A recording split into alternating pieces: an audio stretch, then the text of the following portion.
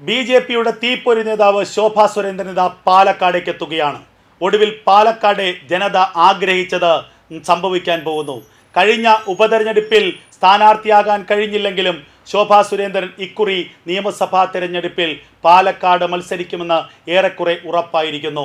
ഇക്കുറി ബി.ജെ.പി ആദ്യം വിജയിക്കുന്ന നിയമസഭാ മണ്ഡലങ്ങളിലൊന്ന് പാലക്കാടാകുമെന്ന കാര്യത്തിൽ ഒരു സംശയവും വേണ്ട. കഴിഞ്ഞ തവണ ലോക്സഭാ തെരഞ്ഞെടുപ്പിൽ ആലപ്പുഴയിൽ അത്ഭുതങ്ങൾ സൃഷ്ടിച്ച ശോഭാ സുരേന്ദ്രൻ തൊട്ട് മുൻപ് കഴക്കൂട്ടത്ത് മത്സരിച്ചപ്പോൾ തൊട്ട് മുൻപത്തെ വോട്ട് ഇരട്ടിയാക്കിയ ശോഭാ സുരേന്ദ്രൻ, ആ ശോഭാ സുരേന്ദ്രനാണ് ഇക്കുറി പാലക്കാട് മത്സരിക്കാൻ എത്തുന്നത്.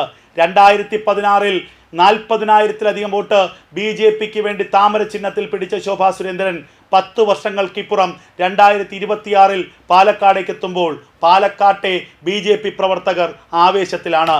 കഴിഞ്ഞ തവണ നേരിട്ട പരാജയം, ആ പരാജയത്തെ ഇക്കുറി വിജയത്തിലാക്കാൻ വേണ്ടി പ്രവർത്തകർ ഒന്നടങ്കം ആവേശത്തോടെ പ്രവർത്തിക്കുകയാണ്. പാലക്കാട്ടത്തെ സ്ത്രീകൾ ഒന്നടങ്കം ഇപ്പോൾ ആവേശത്തിലാണ്.